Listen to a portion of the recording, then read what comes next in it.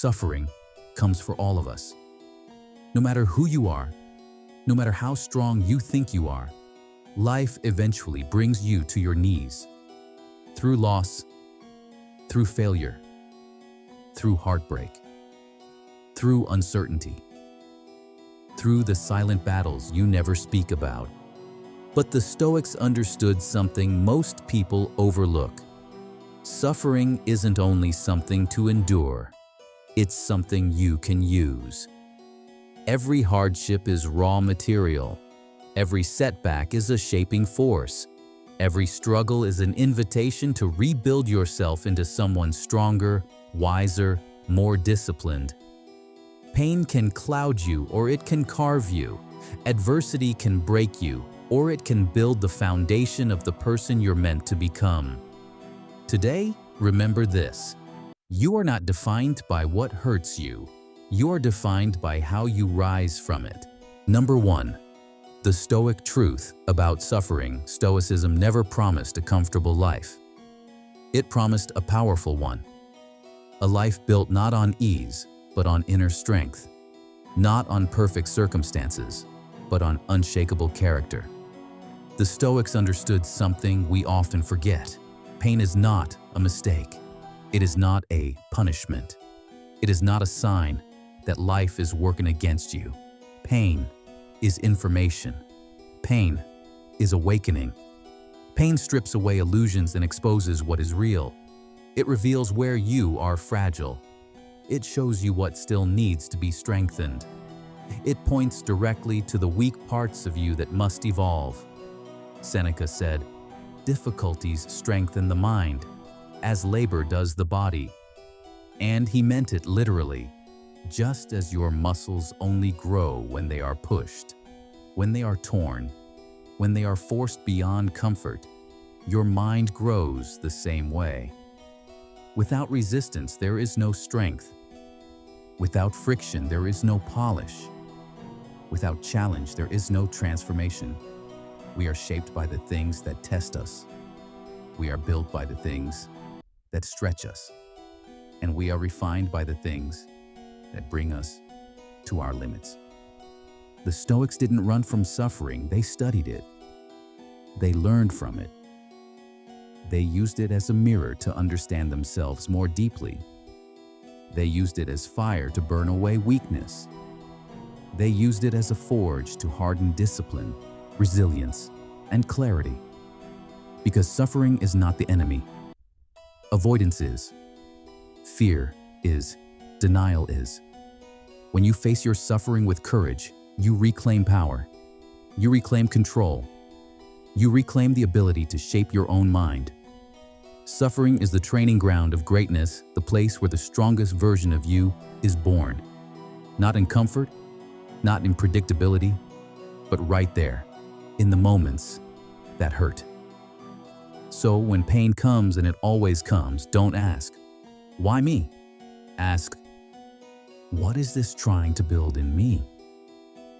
That is the Stoic path, and it is the path to becoming unbreakable. Number 2, two types of suffering and the one you control. The Stoics divided suffering into two parts, two forces that shape every human life. The first is what happens to you, the events you never asked for, losses you couldn't stop, failures that surprise you, betrayals you didn't see coming, moments where life bends you, breaks you, or tests you. This part is mostly outside your control, but the second part, how you respond, belongs entirely to you. Your interpretation, your reaction, your mindset, your beliefs about what the moment means. Epictetus said, "Men are disturbed not by things, but by their opinions about things." And in that single sentence lies a lifetime of strength, because the event itself is painful. But your judgment of the event, your story about it, is what creates suffering. You lose something, pain is natural, but despair is optional. You fail, it hurts. But believing you are defeated, that is a decision. The Stoics understood that life is not shaped by what happens around you, but by what happens within you. Not by the external world, but by the internal world you choose to cultivate. Your thoughts, your perspective, your response. These are the tools you control. These are the levers of your freedom. Suffering may visit your life, but how long it stays is up to you. Master the response and you master the experience. Master the experience and you master your life. Number 3, pain as the forge. Marcus Aurelius wrote one of the most powerful truths in all of Stoic philosophy. The impediment to action advances action. What stands in the way becomes the way. This wasn't poetry. It was a strategy for life. A reminder that the obstacle in front of you is not there to stop you. It is there to shape you. The obstacle does not block your path. It is the path. Every difficulty, every setback, every painful moment you face, it isn't a dead end. It is a doorway. A doorway to a stronger version of you. A sword is never forged in silence and comfort. It is created through fire, through pressure, through repeated strikes of the hammer, through heat, friction, and unrelenting force. And your suffering works the same way. Every challenge in your life, every disappointment, every loss, every moment that feels unfair or unbearable, these are the flames that forge you. Your suffering is sculpting you. It is carving away what is weak, what is dependent, what is illusion, what is ego. It is stripping you down to something more grounded, more mature, more capable of facing the world with clarity and power. Hardship is not the enemy, it is the sculptor. Every difficulty shapes your patience. Every setback strengthens your discipline. Every heartbreak expands your wisdom. Every pressure builds your endurance. Piece by piece, moment by moment, you are being tempered into someone more resilient, more focused, more unshakable. Pain is the chisel. Life is the hammer. You, your character, your courage, your inner strength are the marble being transformed. And when the suffering is done with its work, when the carving is complete, what emerges is not a weaker version of you, but a stronger one. Sharper, calmer, more disciplined, more awake to your own potential. What stands in the way becomes the way. And you, forged by adversity, become someone capable of walking it. Number 4, how Stoics used suffering to grow. The Stoics did not run from suffering. They did not hide from it, complain about it, or see it as a curse. They used it intentionally as a tool for transformation. And today, you can use the same methods to rebuild yourself from the inside out. Here are the 4 Stoic practices that turn pain into strength.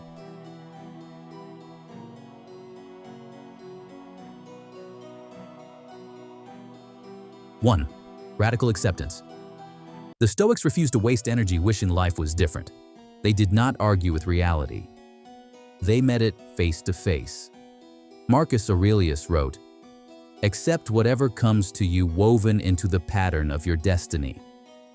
Acceptance does not mean approval. It does not mean you like what happened or that you allow it to define you. It simply means this: you stop resisting what already is and you start responding to it. Because fighting reality doesn't change it, it only drains you. When you stop asking, "Why did this happen to me?" and instead ask, "What can I do now?" you reclaim your power. Radical acceptance frees you. It opens your mind. It transforms suffering from something that crushes you into something you can use.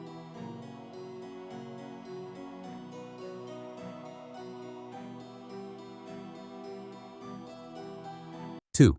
Voluntary discomfort. The Stoics understood that life will test you, so they tested themselves first. They practiced discomfort on purpose. Cold exposure, fasting, periods of silence, minimal living, physical challenges, mental stillness. Why? Because a mind trained in discomfort does not fear suffering. If you practice hardship when you choose it, you will handle hardship when you don't choose it.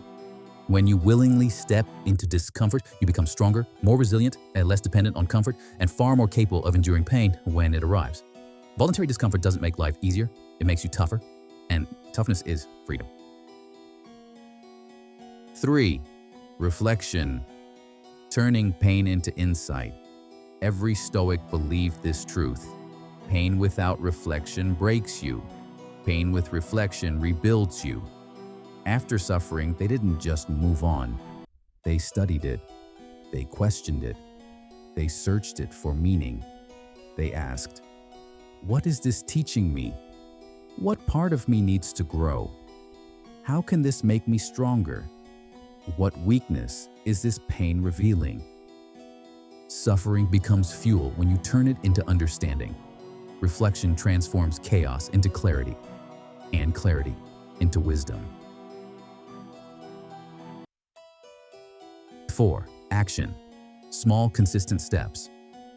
The Stoics knew the truth. Growth is not dramatic.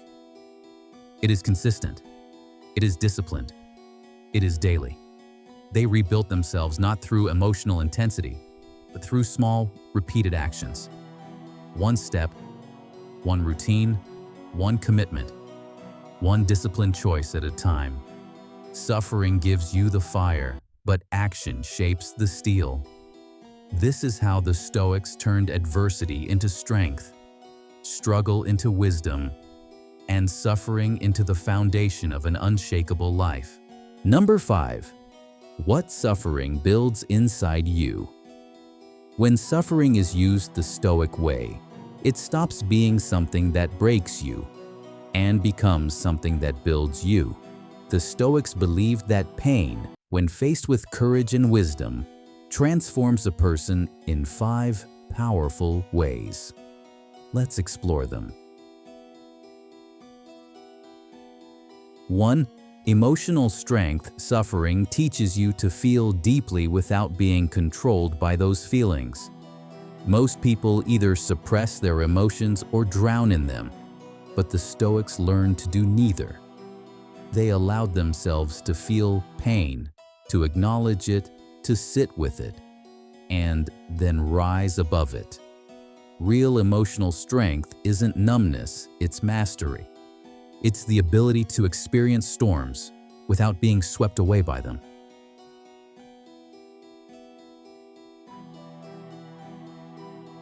2. Resilient suffering strengthens your ability to endure. Stoicism teaches you that you don't break under pressure, you adapt. You adjust. You learn. You rise.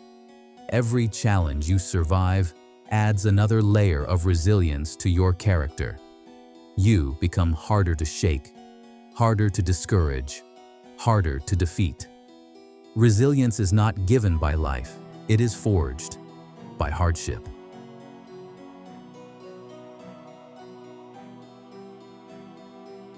3. Clarity. Pain strips away illusion. It removes the distractions, the noise, the false priorities. It forces you to confront who you truly are and what truly matters.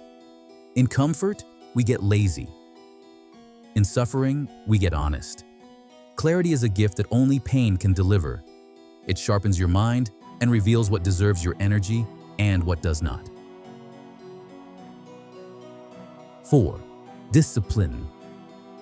When comfort disappears, discipline becomes necessary. Suffering pushes you into action. It forces you to strengthen what is weak, to control what is chaotic, to build what is missing. The Stoics understood a simple truth. Pain can break your excuses faster than anything else. In suffering, discipline isn't a choice, it becomes survival. And through that survival, you grow stronger. 5. Identity. And finally, suffering reshapes your identity. After you endure darkness, after you walk through something you were sure would break you, you come out changed. You realize, I survived what I thought would destroy me. And once you know that, fear loses its power. Self-doubt loses its grip.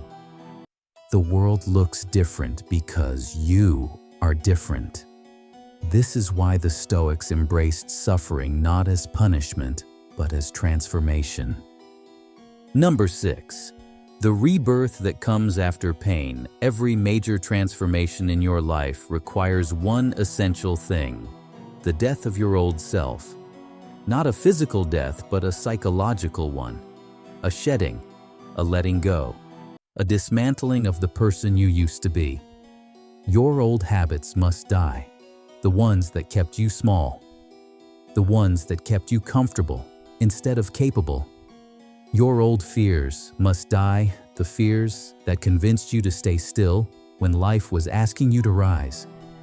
Your old excuses must die, every story you told yourself to avoid responsibility, to avoid effort, to avoid growth.